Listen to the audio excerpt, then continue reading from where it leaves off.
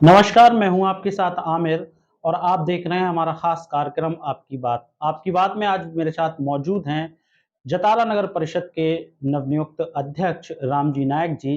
राम जी, सबसे पहले तो हम आपका स्वागत करते हैं हमारे शो में और पहला सवाल मैं आपसे करूँगा कि आपका जो राजनीति का सफ़र है, वह कैसे शुरू हुआ? आपका मेरी बहुत-बहुत धन्यवाद। राजनीतिक सफ़र राष्ट्रीय स्वयंसेवक संघ के स्वयंसेवक के रूप में पहले मैं स्वयंसेवक था, उसके बाद विद्यार्थी परिषद में रहा। विद्यार्थी परिषद में तहसील अध्यक्ष के रूप में मैंने काम किया और राजनीतिक सफ़र की शुरुआत विद्यार्थी परिषद से होती है, कॉलेज के समय से। उसके बाद मैं भारतीय जनता युवा मोर्चा का माननीय विश्वास सारंग जी के प्रदेश अध्यक्ष थे जब उनके नेतृत्व में मैं प्रदेश कार्य समिति सदस्य रहा। उसके बाद भारतीय जनता युवा मोर्चा में जिले का महामंत्री रहा। उसके बाद पार्टी ने विश्वास किया एवं नगर परिषद में पार्षद का टिकट दिया। पार्षद का टिकट देने के बाद मैं जीता और फिर हमारे पार्षदों ने भी मुझ पे विश्वास जताकर और एवं पार्टी एवं संगठन ने मुझे यहाँ का नगर परिषद का अध्यक्ष बनाया। मैं वैसे पूर्व में विधायक प्रतिनिधि रहा हूँ। अपनी माँ का जब मेरी माँ पृथ्वीपुर से विधायक थी तो उनका काम भी मैं विधायक प्रतिनिधि के रूप में देखता था। अच्छा, ये तो आपका परिचय हो गया। अब मैं एक बार आपके बचपन की तरफ आपको ले चलूँगा कि आपका जो बचपन है, वह कैसे गुज़रा? बचपन में भोपाल में रहा हूँ, वहीं पढ़ाई की। पहले शारदा विहार स्कूल है, वहाँ पे पढ़ा। फिर कॉलेज इंजीनियरिंग मैंने की भोपाल से और यहाँ जतारा में भी रहा। यही बचपन में रहा। उसके बाद चूँकि 17 साल की उम्र में पिताजी का स्वर्गवास हो गया था, तो फिर घर आ गया था। अच्छा, अब आपको एक बड़ी ज़िम्मेवारी मिली है नगर परिषद की, जतारा नगर परिषद के आप अध्यक्ष चुने गए। अब किस तरीके से काम कर रहे हैं? क्योंकि अब 1 साल पूरा होने वाला है। अब तक रामजी नायक ने नगर परिषद अध्यक्ष बनने के बाद क्या काम किया जतारा नगर के लिए? मेरा मुख्य उद्देश्य रहता है कि ज़ीरो टॉलरेंस, भ्रष्टाचार मुक्त प्रशासन हो, नगर में सफाई व्यवस्था अच्छी हो। दूसरा, लोगों के, गरीब जनता के काम हों। इसमें मैं और मेरी परिषद पूरा काम करती है। नगर में सफाई व्यवस्था कैसी रहना चाहिए, साफ-सुथरा हमारा जो सुंदर और स्वच्छ जतारा बनाने का सपना है, उसमें हम विशेष ध्यान देते हैं। मेरे साथ सबसे बड़ी बात आपने कई नगर परिषदें देखी होंगी, कई नगर पालिकाएँ देखी होंगी। वहाँ अध्यक्ष बनने के बाद पार्षद, उपाध्यक्ष सब साथ नहीं रहते। लेकिन मेरे यहाँ एक खूबी है कि हमारे उपाध्यक्ष जी, हमारे सभी पार्षदगण, हम सब साथ मिलकर काम करते हैं। नगर की जो भी विकास की कमियाँ हैं, उन पर ध्यान देती है। नगर की स्वच्छ एवं सुंदर कैसे बनाएँ, इस ओर हमारी पूरी परिषद, हमारे उपाध्यक्ष, हमारे सभी अधिकारी, कर्मचारीगण, हमारी सीएमओ, सब इंजीनियर सब ध्यान देते हैं और हम निश्चित तौर पर जनता की जो जन समस्याएँ होती हैं, उनको दूर करने का काम करते हैं। साथ ही जो मध्य प्रदेश सरकार की जनहितकारी योजनाएँ हैं, उनका उनका लाभ जनता को कैसे मिले, इस ओर भी ध्यान देती है। और मेन बात जो हमारी नगर परिषद ने की है कि हमारी जो नगर परिषद की सभी पार्षदगणों का, उपाध्यक्ष जी का जो सपना था हम सबका कि नगर में जो जनता के काम हैं, उन कामों को पूरा कैसे कर सकें और जो हमारा नगर हो, वो समस्या मुक्त हो। यहाँ पे कोई समस्या नहीं रहना चाहिए। इस ओर हमने कैंप लगाकर ध्यान दिया और घर-घर जाकर नगर परिषद ने, कर्मचारियों ने, अधिकारियों ने पूछा कि भाई कोई काम है? अगर काम है तो उनका तत्काल काम किया गया और हमने नगर जतारा को समस्याओं से मुक्त किया है कि जनता की कोई समस्या अब नगर परिषद में नहीं आती। आपने भी देखा होगा, कई नगर पालिकाओं में आप जाते भीड़ ज़्यादा लगती, लेकिन हमारे यहाँ उतनी भीड़ आपको नज़र नहीं आएगी।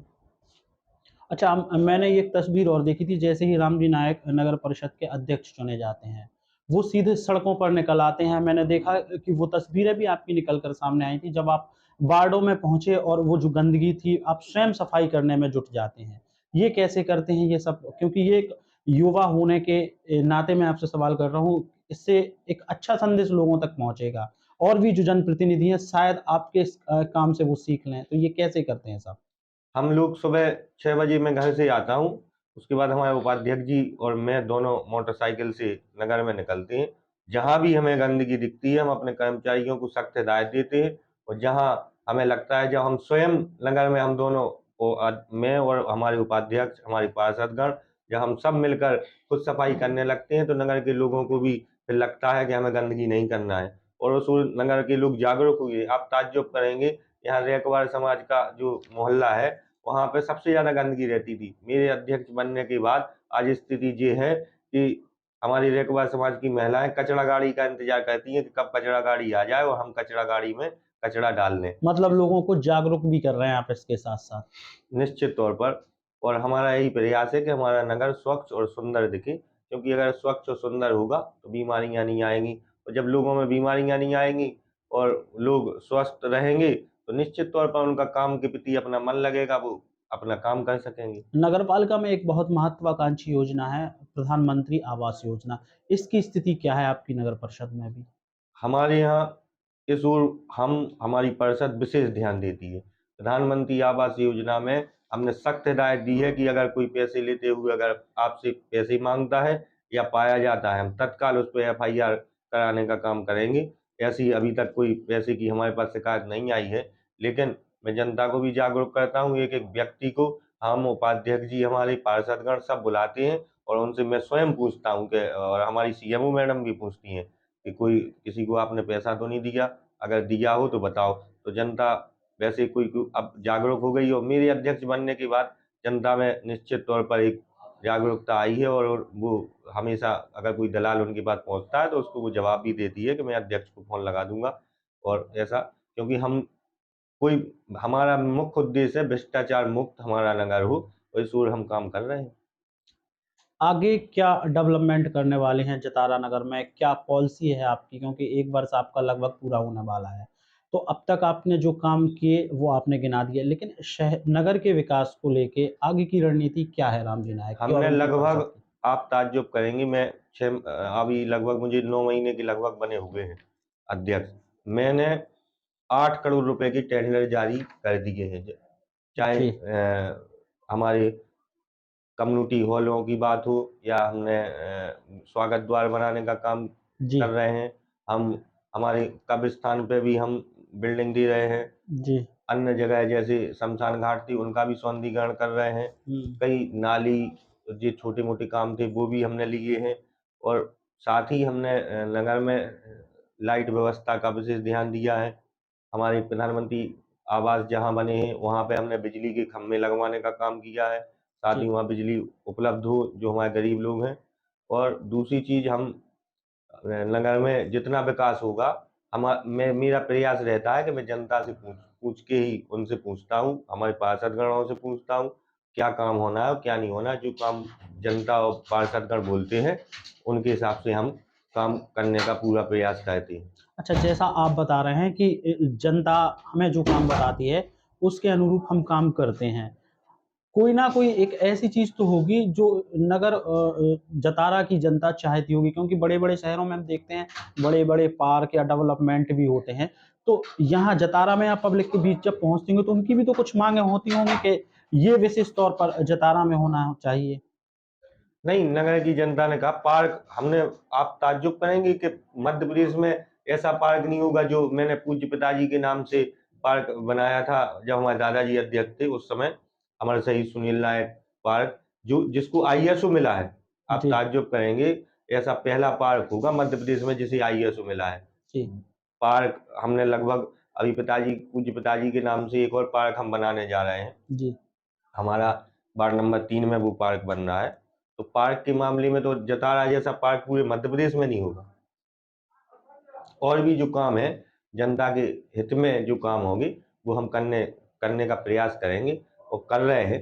हमारे पास बजट की कोई समस्या है नहीं, जी, क्योंकि भारतीय जनता पार्टी की सरकार हमारे मध्य प्रदेश में है, और केंद्र में माननीय देश के यशस्वी प्रधानमंत्री और विश्व के नेता आदरणीय नरेंद्र मोदी जी बैठे हैं, तो निश्चित तौर पर वह गरीब और हर नगर और शहर की चिंता करते हैं, और तमाम पर्याप्त बजट हमारे लिए भेज रहे हैं, और उसका सही क्रियावान हो, इस ओर हम लोगों का विशेष ध्यान रहता है। निश्चित तौर पर हम विकास की गंगा जतारा में बहा के रहेंगे, और एक सुंदर और स्वच्छ जतारा जो हमारा नारा है, मैं आपको विश्वास दिलाता हूँ कि आप लगभग 1 वर्ष पहले आप जतारा आए होंगे, तो आज आपने जतारा में देखा होगा और मैं आपको वचन देता हूँ कि जब आप अगली 1 साल बाद फिर जतारा आएँगे, तो आपको जतारा बहुत कुछ जतारा में बदला हुआ नज़र आएगा। चलिए राम जी, ये तो आपसे जुड़े और आपकी नगर परिषद से जुड़े, विकास से जुड़े सवाल हमने आपसे कर लिए।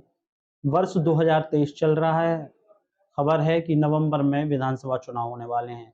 आप युवा मोर्चा में भी रहे, अब आप नगर परिषद के अध्यक्ष भी हैं भारतीय जनता पार्टी से। तो आपको क्या लगता है जो नवंबर में चुनाव होंगे वहाँ भारतीय जनता पार्टी की क्या स्थिति रहने वाली है? क्योंकि जो सर्वे रिपोर्ट आ रही हैं, उनमें ये माना जा रहा है कि भाजपा की जो स्थिति है वो ठीक नहीं है।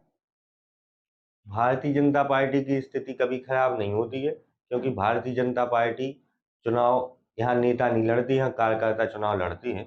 भारतीय जनता पार्टी किसी को भी प्रत्याशी घोषित करे, क्योंकि भारतीय जनता पार्टी का कार्यकर्ता लोभ और लालच में नहीं पड़ता है, वह राष्ट्र के लिए काम करता है और निश्चित तौर पर अगर हमारी पार्टी राष्ट्र के लिए काम कर रही है, तो हमारे कार्यकर्ता कभी उदास नहीं बैठते, वो ऊर्जा से भरे हुए हैं और मैं आपको विश्वास दिलाता हूँ, मुझे तो ये लगता है कि 2023 में भारतीय जनता पार्टी 200 पार के करीब जाएगी और हमारी सरकार, इसमें कोई संदेह नहीं कि हमारी सरकार नहीं बन रही, हमारी सरकार पूर्ण बहुमत में आ रही है। माननीय मुख्यमंत्री जी 5वीं बार मध्य प्रदेश के मुख्यमंत्री बनने जा रहे हैं, इसमें कोई दो राय नहीं। और हमारी सरकार ने गरीब कल्याण के काम किए हैं, चाहे लाडली बहना योजना हो, जहाँ हम महिलाओं को 1000 रुपये देने का काम कर रहे हैं, चाहे बेटी बचाओ योजना हो या कन्यादान योजना हो, तमाम योजनाएं ऐसी हैं जो जनहितकारी हैं। हमारे देश के यशस्वी प्रधानमंत्री जी ने प्रधानमंत्री योजना बनाई, गरीब लोगों को खाद्यान्न फ्री में मुफ्त खाद्यान्न वितरण हो रहा है, ये आज तक के इतिहास में नहीं हुआ। दूसरी, 5 लाख तक का मुफ्त इलाज आयुष्मान भारत के तहत माननीय प्रधानमंत्री जी कर रहे हैं। निश्चित तौर पर भारतीय जनता पार्टी की सरकार ने एक इतिहास रचने का काम किया है। जहाँ गरीब आदमी इलाज के लिए तड़पता था, आज गरीब आदमी अपने गर्व से अपने बड़े बड़े हॉस्पिटलों में इलाज करवाता है और प्रधानमंत्री जी के प्रति अपनी कृतज्ञता महसूस करता है कि हमारे प्रधानमंत्री जी ने हमारे लिए बड़ा काम किया है। इसमें हमारी सरकार बनेगी और निश्चित तौर पर जो गरीब कल्याण योजनाएँ हैं, वो हमें चालू रहेंगी, क्योंकि गरीबों ने देखा है पिछले जब 18 महीने की कांग्रेस की सरकार आई थी, उसमें भय, भूख और भ्रष्टाचार किस तरह चरम पर था। गुंडों के द्वारा गरीब लोगों की ज़मीनों पे कब्ज़ा किया गया, चाहे हमारे अधिकारी कर्मचारियों को परेशान किया, ट्रांसफ़र उद्योग चालू हो गया था मध्य प्रदेश की धरती में, तो जनता ने सब देखा है। अब जनता दोबारा ऐसी गलती करने वाली नहीं है। अच्छा, आपको क्या लगता है टीकमगढ़ ज़िले में और निवाड़ी ज़िले में, पहले तो एक ज़िला हुआ करता था लेकिन अब निवाड़ी ज़िला अलग है और टीकमगढ़ अलग, 3 विधानसभा टीकमगढ़ की और 2 विधानसभा निवाड़ी की। इन विधानसभाओं में कितनी सीटें भाजपा को मिलेंगी? हम टीकमगढ़ निवाड़ी की पाँचों की पाँचें सीटें भारतीय जनता पार्टी जीतेगी, निश्चित तौर पर। और पृथ्वीपुर विधानसभा भी एक निवाड़ी और पृथ्वी टीकमगढ़ जिले की, आधी टिकमगढ़ जिला आता है, जी। आधा निवाड़ी जिला आता है। वहाँ से पूज्य माता जी हमारी विधायक रही हैं और इस बार भी हम लोग टिकट मांग रहे हैं। पार्टी संगठन तय करेगा कि किसे टिकट देना है, किसे नहीं देना है। लेकिन एक आप पार्टी की तरफ से पूछेंगे तो हम पाँचों सीटें जीत रहे हैं और हमारा कार्यकर्ता यहाँ मजबूत स्थिति में है। कार्यकर्ता ही चुनाव जिताता है, यहाँ नेताओं की दम पे तो चुनाव आपको मैंने पहले ही बता दिया है। तो हम पाँचों सीटें टीकमगढ़ निवाड़ी की जीतेंगे। आपकी माताजी अनीता नायक पृथ्वीपुर से विधायक रहीं, उसके बाद पार्टी ने टिकट बदला, भाजपा हारी लेकिन उपचुनाव में जीत गई। फिर आप कह रहे हैं कि हम टिकट माँग रहे हैं। क्या लगता है आपको भारतीय जनता पार्टी आपकी माताजी को टिकट देगी तो आप जीत पाएँगे?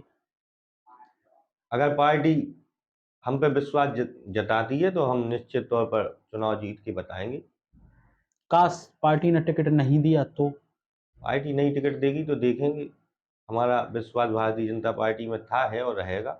मान के चलो हमने कैंडिडेट और कोई बनाया उन्होंने कि आप मजबूत कैंडिडेट नहीं है, किसी और कैंडिडेट को भाजपा ने उतारा, तब रामजी नायक की भूमिका क्या रहेगी मेरे वहाँ? परिवार ने, मेरी माँ ने कभी किसी नेता को नहीं माना है। मेरा परिवार हमेशा भारतीय जनता पार्टी का सच्चा सिपाही रहा है और हम लोग कमल के फूल को देखते हैं, व्यक्ति विशेष को नहीं देखते हैं। इसलिए हमारा विशेष ध्यान रहता है कि हमारा कमल का फूल कभी हारे नहीं, उस ओर हमारा ध्यान रहता है और रहेगा। मतलब साफ है कि आप भारतीय जनता पार्टी के साथ खड़े रहेंगे विधानसभा चुनाव में। निश्चित तौर पर भारतीय जनता पार्टी हमारे लिए सब कुछ किया है। पार्टी के लिए हम लोग हैं और हम मेरे पिता ने इस पार्टी को खून पसीने से सींचा है। ऐसा थोड़ी है कि हम पार्टी को कुछ नुकसान पहुँचाएँ या छोड़ के चले जाएँ या कहीं, नहीं, ये नहीं हो सकता है। हाँ, लेकिन हम कांग्रेस तो आरोप लगाती है कि भारतीय जनता पार्टी टीकमगढ़ जिले में लगातार गुटबाजी में बढ़ती जा रही है, चाहे टीकमगढ़ विधानसभा हो, पृथ्वीपुर हो, निवाड़ी हो तुम आपकी, या जतारा हो या खरगापुर, यहाँ गुटबाजी जो है वो चरम सीमा पर भारतीय जनता पार्टी में बढ़ रही है। गुटबाजी भारतीय जनता पार्टी में नहीं होती, गुटबाजी होती है कांग्रेस में। आपको एक बात बताएँ, गुट कांग्रेस के होते हैं। उनने की दिग्विजय सिंह जी का गुट, फिर सुरेश पचौरी जी का गुट, फिर अपने यादव जी का गुट, तो इसी तरह यहाँ भी हैं। अलग-अलग विधानसभा में अलग-अलग नेताओं के गुट हैं। कांग्रेस में, भाजपा में गुट नहीं होते। भाजपा में पार्टी मेन होती है और हमारी पार्टी संगठन बेस्ड पार्टी है, कैडर बेस्ड पार्टी है। हमारी पार्टी में कार्यकर्ताओं की चलती है। यहाँ यह तय नहीं होता है कि फलाने नेता के हिसाब से कोई चलेगा। किसी ने सोचा था कि एक चाय बेचने वाला देश का प्रधानमंत्री बनेगा, एक किसान का पुत्र मुख्यमंत्री बनेगा, कोई सोच सकता था क्या? नहीं सोच सकता था। आदरणीय हमारे प्रदेश अध्यक्ष बीडी भाई साहब, किसी ने सोचा था कि वो प्रदेश अध्यक्ष बनेंगे? एक आम परिवार से आते हैं, तो ऐसा नहीं। मेरे पिता एक शिक्षक और शिक्षिका के पुत्र थे, फिर भी भारतीय जनता पार्टी में रहे और मंत्री तक गए, तो ऐसा नहीं है। यहाँ भारतीय जनता पार्टी कार्यकर्ताओं आधारित पार्टी, यहाँ गुटबाजी नहीं होती और जो गुटबाजी करता है उसे पार्टी निष्कासित करने का भी काम करती है, इसमें टाइम नहीं लगाती। आपने वीडी शर्मा जी का नाम लिया, लगातार खबरें आ रही हैं कि इस संगठन में बड़ा फेरबदल होने वाला है। आपके पास कोई ऐसा इनपुट है कि जिससे आपको ये लग रहा हो कि संगठन में बदलाव होगा? क्योंकि आप लगातार संगठन से भी जुड़े रहे हैं। आपने जैसा भी बताया कि विश्वास सारंग जब युवा मोर्चा में थे, तब आप उनकी टीम में भी काम कर चुके हैं। कोई खबर है क्या संगठन में बदलाव की? अब ये तो आमिर भाई देश के राष्ट्रीय नेतृत्व का काम है कि हम छोटे कार्यकर्ता हैं भारतीय जनता पार्टी में, इसको हम लोग ध्यान नहीं देते हैं। ये प्रदेश का और देश का जो नेतृत्व चाहेगा वो होगा और आपको भी पता चल जाएगा तो क्या जिले होगा। जिले के नेतृत्व में बदलाव होगा क्या फिर? प्रदेश में नहीं हो रहा है? जिले में अभी अमित जी के नेतृत्व में हम सब काम कर रहे हैं और अच्छा काम हो रहा है। अमित जी के नेतृत्व में हमने एक नगर परिषद को छोड़ के सारी नगर परिषदें जीती हैं और आपकी टीकमगढ़ नगर पालिका में भी भारतीय जनता पार्टी का अच्छा प्रयास था, लेकिन किसी कारणवश पार्टी नहीं जीत पाई। वो ठीक है, लेकिन आदरणीय अमित जी भाई साहब के नेतृत्व में निश्चित तौर पर भारतीय जनता पार्टी अच्छा काम कर रही है और कार पार्टी का जो कार्य विस्तार है वो हो रहा है। तो अभी तो अमित जी भाई साहब के नेतृत्व में हम सब काम कर रहे हैं। आगे पार्टी तय करेगी किसको क्या करना है। अंतिम सवाल हमारा आपसे ये है, कांग्रेसी लगातार आरोप लगाते हैं कि भारतीय जनता पार्टी का जो अब तक का कार्यकाल रहा, 18 महीने उनकी सरकार रही, फिर आपकी सरकार आई।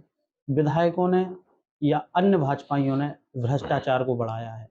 आरोप ये भी है कि कई ज़मीनों पर इनकी नज़रें थीं, उन ज़मीनों को हथियाने का काम किया है।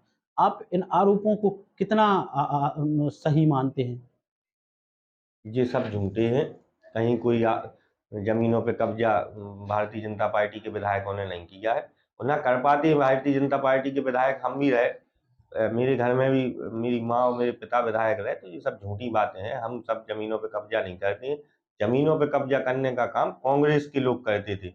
गरीब लोगों की ज़मीनों पे कब्ज़ा करना, उन पे उनसे छुड़ाना, उनसे ज़बरदस्ती रजिस्ट्री करवाना, ये सब कांग्रेस के समय होता था।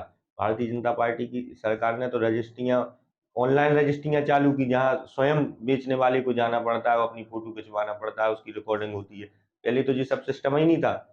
तो ये सब ज़मीनों पे कब्ज़ा करने का इतिहास कांग्रेस का रहा है और आप देख लेना, कांग्रेस के जितने बड़े नेता हैं, वो सब बेशकीमती ज़मीनों पर उनके कब्ज़े हैं। तो ये कहाँ से आई? आपने भी देखा कि कांग्रेस के नेता जिनके पास टूटी मोटरसाइकिलें हुआ करती थीं, आज वो फॉर्च्यूनर और पजेरो में घूमते हैं। पृथ्वीपुर का इतिहास लो, जिनके पास खाने को नहीं था, जिनकी टूटी मोटरसाइकिलें जिनके पास नहीं थी, वो होटल और आलीशान महलों में रह रहे हैं। जिनकी अगर जाँच की जाए तो इनकी 50 साल के इतिहास निकाले जाएँ तो पूरा समझ में आ जाएगा। ऐसे ही एक नहीं, हज़ारों कांग्रेस के नेता हैं जिनके पास अरबों, हज़ारों करोड़ की संपत्तियाँ, जो काला धन है वो सबसे ज़्यादा और निकल रहा है। हमारे मोदी जी के द्वारा आज जो देश में चल रही है धरपकड़, और उनकी सरकार कर रही है, तो उससे पता भी तो चल रहा है। भाजपा के नेताओं पे भी आप उनकी जांचें करो, अगर किसी के पास निकलती हैं तो उन पर कार्रवाई होगी, लेकिन मेरे अंदाज से किसी भाजपा के पास कभी कोई कुछ नहीं निकलेगा। आपने भी देखा होगा भाजपा के बड़े-बड़े नेताओं के पास गाड़ियाँ तो सस्ती गाड़ियाँ होती हैं, स्कॉर्पियो और बोलेरो से घूमने वाले भाजपा के विधायक, उनकी वो कहाँ ज़मीनों पे कब्जा कर पाएँगे। आपने कहा कांग्रेस के तमाम नेताओं ने ज़मीनें हड़पी, ऐसा ही आपका आरोप है। अब तो भारतीय जनता पार्टी की सरकार मध्य प्रदेश में है। आपने पृथ्वीपुर की बात की, तो अगर ऐसा है तो भारतीय जनता पार्टी की सरकार ने इन पर लगाम क्यों नहीं लगाई? लगाम लगाने का काम कर रही है भारतीय जनता पार्टी की सरकार। आप कभी देखना पृथ्वी पर जाके, हज़ारों करोड़ की संपत्तियों जो कम से कम करोड़ों रुपए की, 10 करोड़ की संपत्तियों पर, जिन पे बुलडोज़र, मामा का बुलडोज़र चला है। ये इतिहास है पृथ्वीपुर में। अब कार्रवाई हो रही है ना, इसलिए तो उनके अंदर तड़प हो रही है कि आगे अगर सरकार बनेगी तो फिर कार्रवाइयाँ होंगी। तो अब वो तो निरंतर चालू हुआ है और निश्चित तौर पर भारतीय जनता पार्टी की सरकार कार्रवाई कर रही है। वो करती है, यहाँ पे कोई भाई-भतीजावाद थोड़ी चलता।